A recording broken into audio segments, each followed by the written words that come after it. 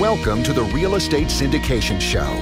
Whether you are a seasoned investor or building a new real estate business, this is the show for you. Whitney Sewell talks to top experts in the business.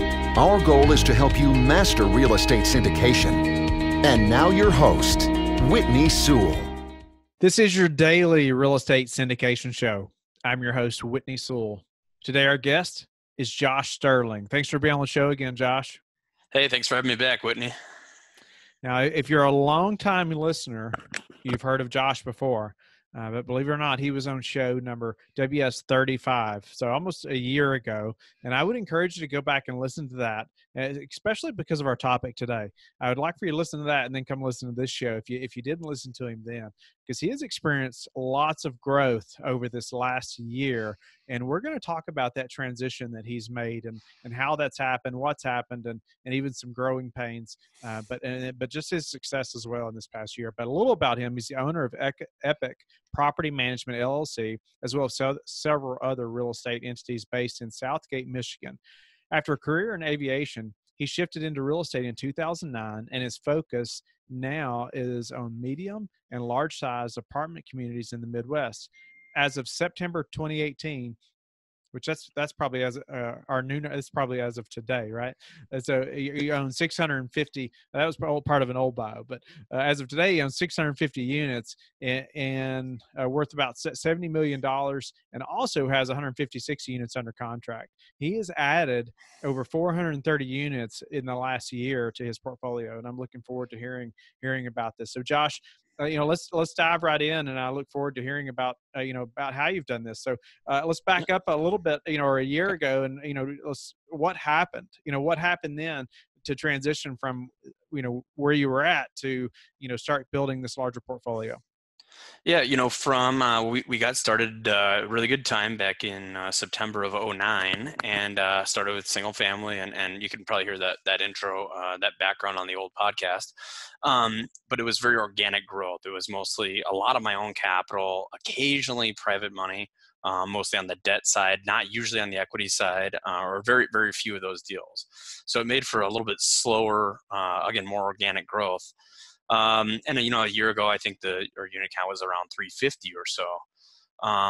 Right about the time of that podcast, maybe just before we made the decision, I wanted to shift into a little bit larger projects and start raising more capital for that. Obviously that it's a capital intensive business, and so you're going to need some money to close these deals.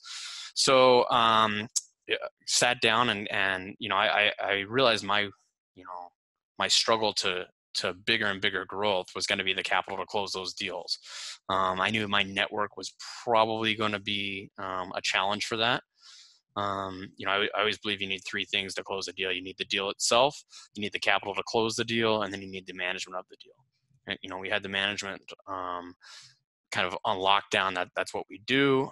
We had some deal flow from some broker relationships, but I didn't think I had that network necessarily to raise that capital. So got to talking with a buddy and an ex-colleague of mine that had a good, strong network and was comfortable out raising capital. And we teamed up and decided a way to divide up the GP, the equity split, and start growing that way. So that led to something just under 450 units we've added here in the last year, mostly through the syndication model, raising capital. We raised about $10 million here in the last year, and added quite a few units. Okay, well, there's so much there we got to talk about, but I go back though to you realize the pain point of, okay, if you're going to grow and grow faster or do bigger deals, you got to have more capital, right? Absolutely. And so you increased your team, right? So you added somebody that could specialize just on that, and now it probably even lessened the burden. On your plate, would you say? Yeah, absolutely. To be honest, one of the things that I didn't like was going out raising capital. I'd done it a little bit, and I knew enough to know that I wasn't all that good at it, and I really didn't like doing it. I'm much more of an operational guy. I'm happy to talk about and share what we're doing, but the act of going out and not everyone's going to say yes, and I didn't really like that part of it. So I found somebody that had the connection and had the network that I think we needed to be able to present. Really, these are great opportunities, as anyone who's passively invested in one of these deals knows. But I had found somebody who was comfortable presenting that to a network of people, and then handling that investor relations side, which was just, it was something I wasn't necessarily great at, and something I didn't really enjoy doing. So it's a really great fit. Nice. So yeah, growing your team. I would agree completely. You got to find people and you got to be able to bring them on board. So otherwise you can't do everything, can you? No, absolutely not. And, it's, I'm sure you've heard it 1,000 times, but, two minds are much greater than one, or than the sum of one and one. Right. Mm, yes. I've seen that personally as well. That's awesome. And so, I'd like for you to elaborate though, like on maybe a little more of the transition and or any pain points or growing pains that you can elaborate on, just, cause you've scaled fast. Sure. So, our traditional model was built on mostly small to mid-sized properties, and it started with single family. So we developed an operation that was basically a mobile management operation. We could, within a 45-minute radius of one of our what's now 3 offices, we felt that we could service really any size property. So actually the management side wasn't so bad, because as you know, once you're adding properties that are over 100 units, they'll support on-site leasing, on-site maintenance, and whatnot. So we actually found that to be a fairly easy transition. I think the bigger transition was behind the scenes now, overseeing, those on-site offices, and overseeing that team there, and deciding how we're going to run operations that didn't fit into our normal systems, such as weekend leasing, or such as maintenance emergencies or things like that. What ended up happening is we had to scale the team quite a bit in the back office, quite a bit more than I had expected originally. So that came at a cost, and at definitely a little bit of strain on the overall operations in the initial months of getting that rolling. Okay. So overseeing the management, it was a pain point. And so, yeah. So can you elaborate a little more on like what happened or how did you fix that problem? Right. So, initially, as you might picture, you have let's say 150 unit apartment building. So you're going to have someone in there every day, leasing units, collecting rent, the office type admin stuff. Then you're going to have a maintenance person there. What we had taken for granted up to that point is our management operation is really a 24/7 operation. So out of our smaller properties, at our single family stuff that we oversee, if a call comes in on Saturday at 5 p.m., we still have someone there to answer the phone. We still have someone there to receive rent payments, to dispatch maintenance, whatever they might do. But at those 150 unit properties, you can't staff them 24/7.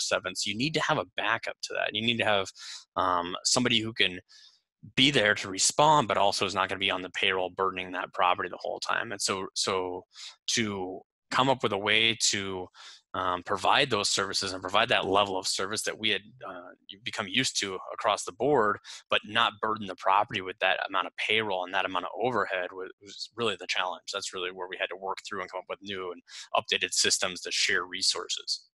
Okay. So even sharing resources, was that a way that you all, it's helped you to grow because now you can share resources you already have. And like you said, you already have the management model in place. And sometimes that's a burden. Like if you don't understand how to manage and you grow too fast, right? I mean, you're all of a sudden there's all kinds of things happening and it's way out of control.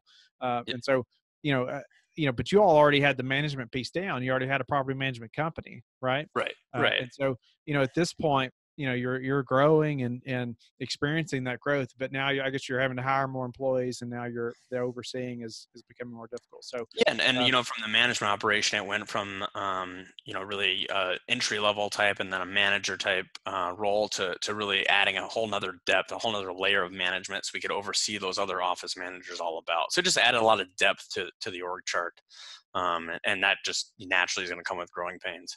Yeah. Yeah. So other than management, any other growing pains you can elaborate on?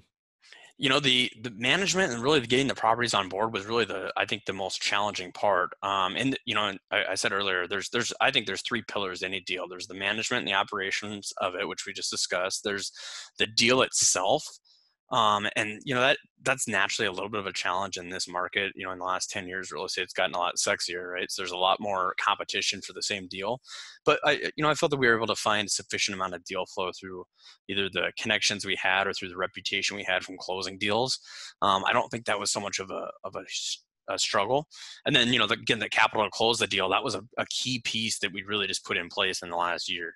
I don't think we would have had the ability to raise the amount of capital we did had I not gone to that teamwork model where I divided up the GP split a little bit and brought somebody else in. Nice. And so where are your properties located now, or the last ones over this past year? So we're still buying Midwest deals, mostly Southeast Michigan and then Northern Ohio. Okay. So really it's a range of about probably a 60 to 70 mile radius from our headquarters. Okay. So all within driving distance.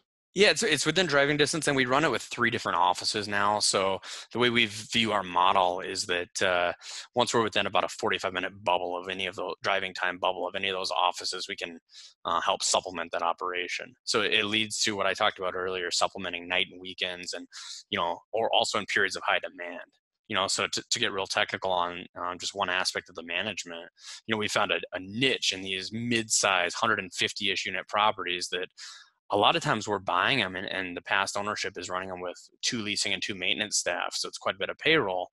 And that's a little bit overkill, we find, for 150 units. Maybe for 200 units, that would be appropriate.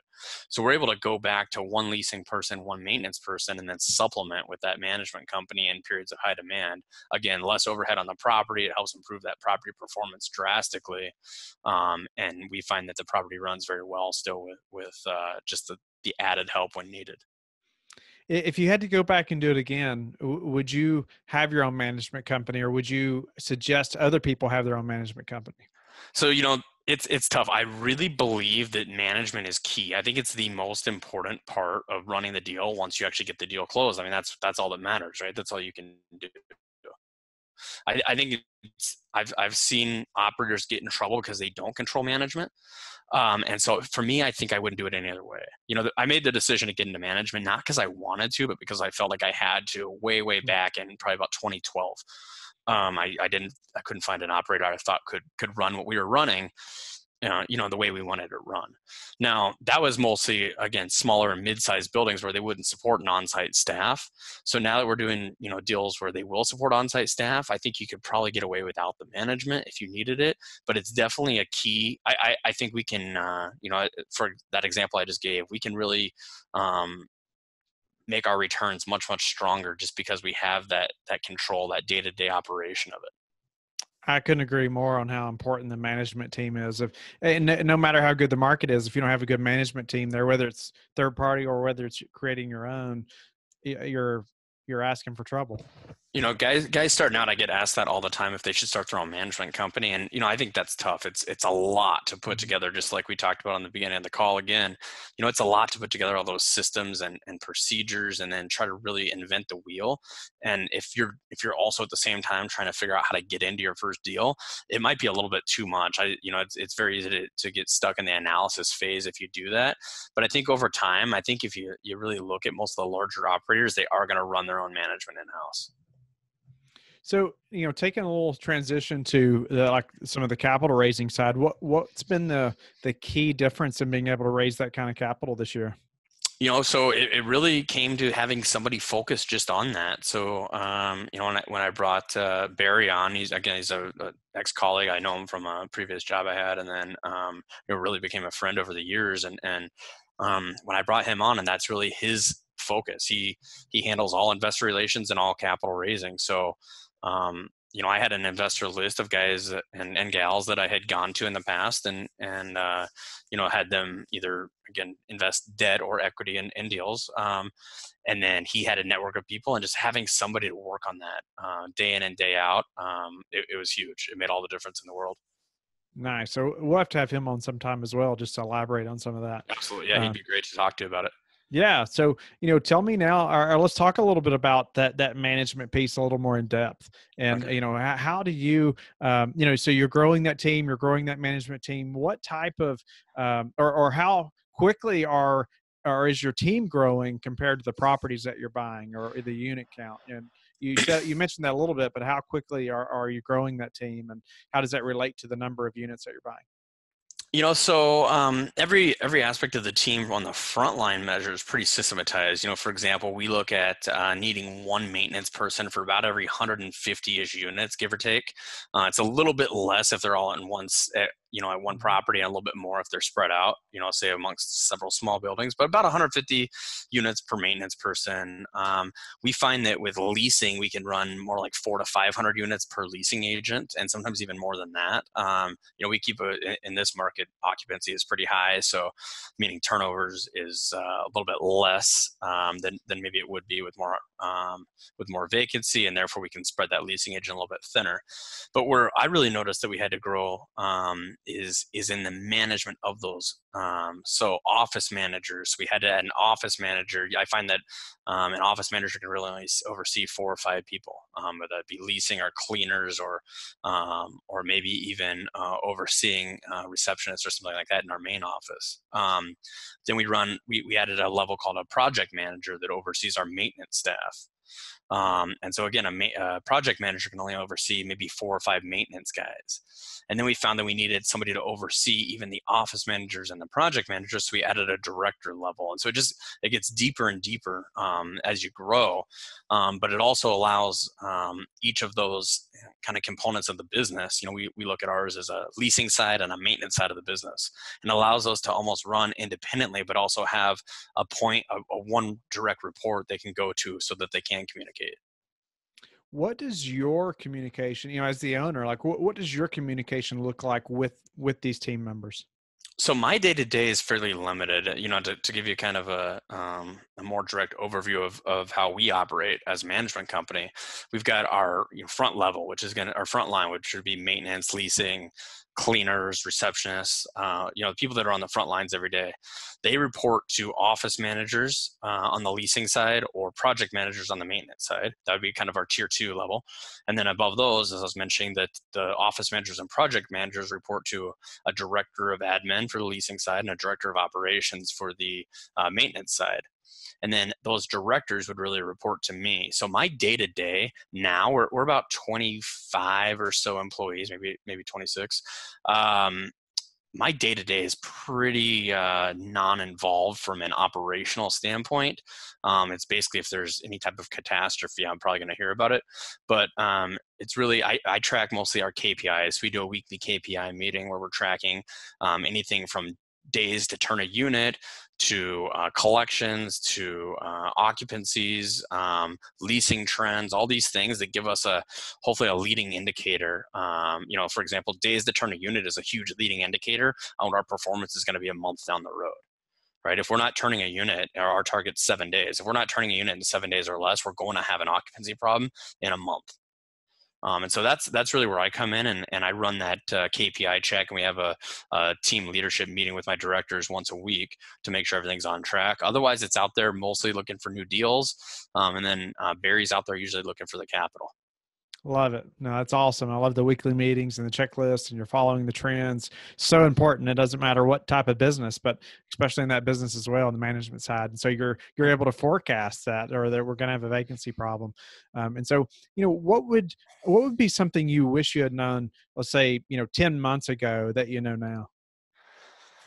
Probably maybe even going back further than 10 months. I think it's really key to get out there and identify something that is a weak point for you. For me, it was raising capital. If that is your weak point, I think a lot of people try to improve where they're weak, as opposed to focus on where they're strong and get somebody else to improve where you're weak. So if I could go back and change it, I'd go back 5 or 6 years, and I'd start. I'd focus on what I am good at, the operational side, the management operation, and I would bring somebody else in that had a stronger capital raising background, and go from there instead of trying to overcome something I'm not great at.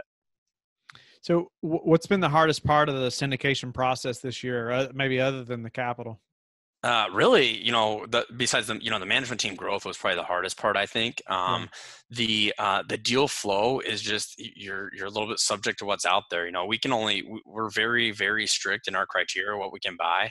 I always joke that if we pass on 10 deals, I probably could have bought 9 of those deals. We pass on a lot of deals we could buy, but again, we've got to be sure every deal we buy, we're buying off current actual numbers. So we're buying it off the current rents that we're getting today. Mhm. We're buying it off expense numbers that we know we're going to operate at. So almost every expense line item, I don't care what they were running it at. There's a few specifics that we will take their numbers at, but most of these are run off our projections, what we know we're going to run a deal at, because we're running other deals in the same market at those numbers. So That's it just definitely a limits what you can big get. plus that you have being on the management side as well. Like you understand the insides of the numbers better than no matter how well I study a market, I'm going to know it pretty well, especially if we have other properties there. But just on the management side, you're going to understand the efficiencies of being able to run it or the inefficiencies.